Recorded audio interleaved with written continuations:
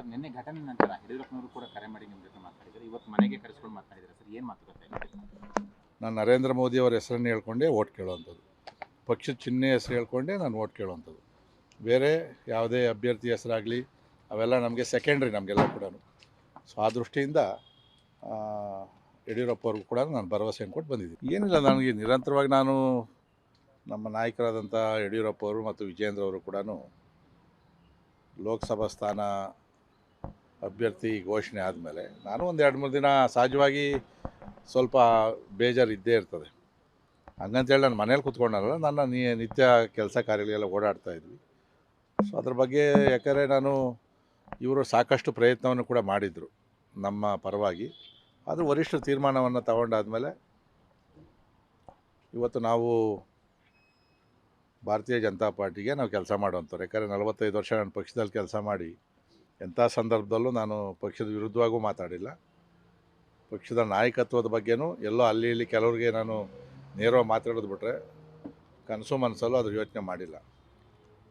ಆದರೆ ಯಾರು ಲೋಕಸಭಾ ಅಭ್ಯರ್ಥಿ ಆಗಿದ್ದಾರೆ ಅವರ ವರ್ತನೆಗಳನ್ನು ಸ್ವಲ್ಪ ಸರಿ ಮಾಡ್ಕೊಬೇಕು ಅಂತಕ್ಕಂಥದ್ದು ವಿವರವಾಗಿ ಹೇಳಿದ್ದೀನಿ ನಾನು ಯಡಿಯೂರಪ್ಪ ಅವ್ರಿಗೆ.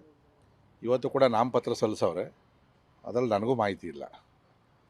ನಮ್ಮ ಕ್ಷೇತ್ರದಲ್ಲಿ JDS ನಮ್ಮ ಕೃಷ್ಣಪ್ಪವ್ರನ್ನ ಕರ್ಕೊಂಡು ಹೋಗವ್ರೆ, ಡಾಕ್ಟರ್ ಶ್ರೀನಿವಾಸ ಮೂರ್ತಿ ನೆಲಮಂಗಲದಿಂದ ಹೋಗವ್ರೆ, MTV ಮತ್ತು ಧೀರಜ್, ಇಷ್ಟೇ ಜನ ಹೋಗಿರೋದು. ಅಟ್ಲೀಸ್ಟ್ ನಮಗೆ ಸಾಂಕೇತಿಕವಾಗಿ ಆಗ್ತೀವಿ ಅಂತ ಆದರೂ ಕೂಡ ಸೌಜನ್ಯಕ್ಕೂ ಕೂಡ ಅಭ್ಯರ್ಥಿ ಹೇಳಲಿಲ್ಲ, ನಮ್ಗೆ ಅದು ಕೂಡ ಹೇಳಲಿಲ್ಲ. ಬಟ್ ಅದೇ ಈ ಥರ ಆದಾಗ ನಮ್ಗೆ ಸ್ವಲ್ಪ ಎಲ್ಲೋ ಒಂದು ಕಡೆ ಇರ್ಸುಮುರ್ಸು ಆಗ್ತದೆ ನಮ್ಗೆ ಅದನ್ನು. ಸೊ ನಿನ್ನೆ ಕೂಡ ನಡೆದಂಥ ಘಟನೆ ಬಗ್ಗೆ ಬೆಳಗ್ಗೆ ಮಾಧ್ಯಮದವ್ರ ಮನೆಗೆ ಬಂದಾಗ ಹೇಳಿದ್ದೀನಿ ನಾನು. ನಿನ್ನೆ ಅವ್ರ ಮನೆಗೆ ಬರ್ತಾರೆ ಅಂತೇಳಿ ಯಾವುದೇ ಮಾಹಿತಿ ನನಗೇನಿರಲಿಲ್ಲ. ಆದರೆ ಮಾಧ್ಯಮದವ್ರಿಗೆ ಹೇಳಿ ಫೋನ್ ಮಾಡಿ ಅಲ್ಲಿ ಹೋಗ್ತಾ ಇದ್ದೀನಿ ಅಂತ ಕರೆಸ್ಕೊಳ್ಳೋಂಥ ಅವಶ್ಯಕತೆ ಕೂಡ ಇರಲಿಲ್ಲ. ಅದಕ್ಕೆ ಬೆಳಗ್ಗೆ ನಾನು ಸ್ಪಷ್ಟೀಕರಣವನ್ನು ಕೊಟ್ಟಿದ್ದೀನಿ. ಚುನಾವಣೆ ಗೆಲ್ಲೋ ನಿಟ್ಟಿನಲ್ಲಿ ಏನು ಕೆಲಸ ಮಾಡಬೇಕು ಅದನ್ನು ಮಾಡಬೇಕೆ ಹೊರತು ನಾನೇನು ಸ್ಟೇಟ್ಮೆಂಟ್ ಕೊಟ್ಟೆ, ಏನು ಪ್ರಚಾರ ಕೊಟ್ಟೆ, ಜನ ಯಾರು ಕೂಡ ಭಾಳ ಪದೇ ಪದೇ ಅದೇ ಆಯಿತು ಅಂತಂದರೆ ಯಾರು ಗಣನೆಗೆ ತಗೊಳಕ್ಕೆ ಹೋಗಲ್ಲ.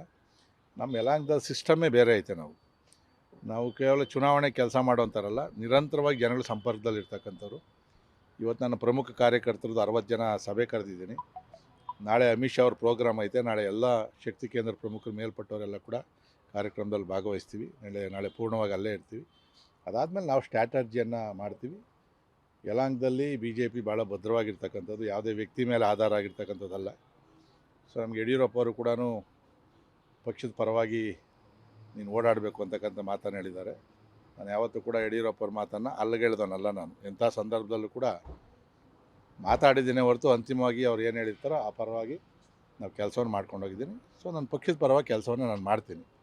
ಒಂದಂತೂ ಸ್ಪಷ್ಟವಾಗಿರಲಿ, ನಾನು ನರೇಂದ್ರ ಮೋದಿ ಅವರ ಹೆಸರನ್ನು ಹೇಳ್ಕೊಂಡೇ ಓಟ್ ಕೇಳುವಂಥದ್ದು, ಪಕ್ಷದ ಚಿಹ್ನೆ ಹೆಸರು ಹೇಳ್ಕೊಂಡೇ ನಾನು ಓಟ್ ಕೇಳುವಂಥದ್ದು. ಬೇರೆ ಯಾವುದೇ ಅಭ್ಯರ್ಥಿ ಹೆಸರಾಗಲಿ ಅವೆಲ್ಲ ನಮಗೆ ಸೆಕೆಂಡ್ರಿ, ನಮಗೆಲ್ಲ ಕೂಡ. ಸೊ ಆ ದೃಷ್ಟಿಯಿಂದ ಯಡಿಯೂರಪ್ಪ ಅವ್ರಿಗೂ ಕೂಡ ನಾನು ಭರವಸೆಯನ್ನು ಕೊಟ್ಟು ಬಂದಿದ್ದೀನಿ.